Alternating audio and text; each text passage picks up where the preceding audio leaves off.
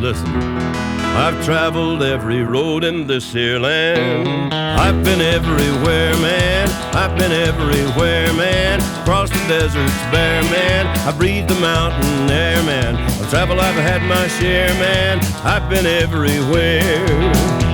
I've been everywhere, man. I've been everywhere, man. Across the deserts bare, man. I breathe the mountain air, man. I've traveled, I've had my share, man. I've been everywhere. I've been everywhere.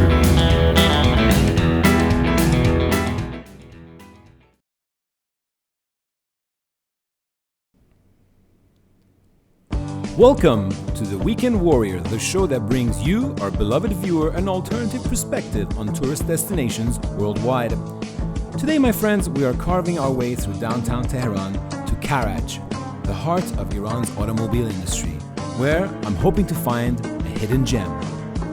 I'm talking about Iran's Classical Car Museum, the only one of its kind in the Middle East.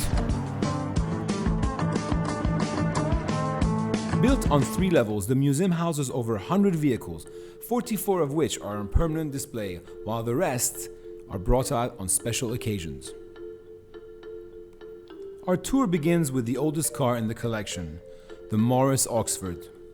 Built in 1912, this vehicle became known as the Bullnose because of the shape of its radiator grille and was powered by a V4 engine.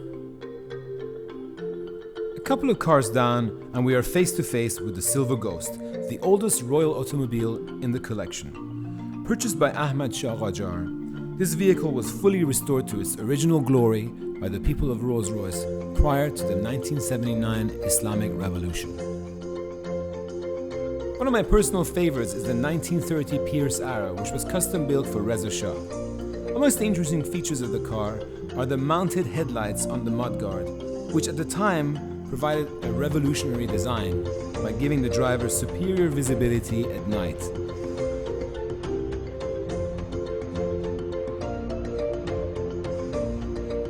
Level 2 is dedicated to British manufacturers, which include Jaguar, Bentley, Jensen, Daimler, and of course Rolls-Royce. The most famous one of them being the Phantom 4. As one of 18 ever built, this car is a favorite amongst the royals the world over.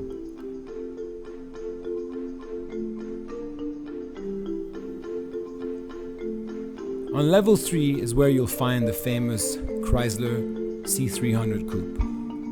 Built in 1958, this car came equipped with its own gramophone, refrigerator, thermometer, hydrometer, and not to mention its gold-plated dash and steering wheel, making it a favorite of Queen Soraya, who was often spotted driving it around Tehran. Across the hall, one finds a melee of cars from countries such as Switzerland, Germany, and of course, Italy.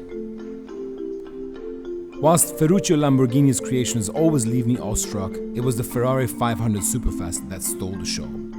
With its 5-liter V12 engine, all I could think of is, Mamma mia, che bella macchina.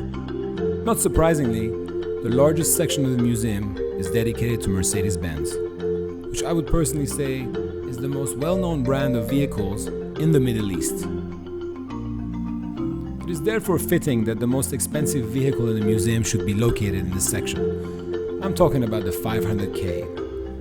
Built in the 1930s, this car was amongst the fastest of its time and was nicknamed the Autobahn Carrier because German engineers had to build their highways to accommodate its top speeds. The museum offers a unique insight into Iran's automotive history, making it a must for car lovers the world over. Thank you for joining us. I look forward to seeing you next week on another episode of The Weekend Warrior.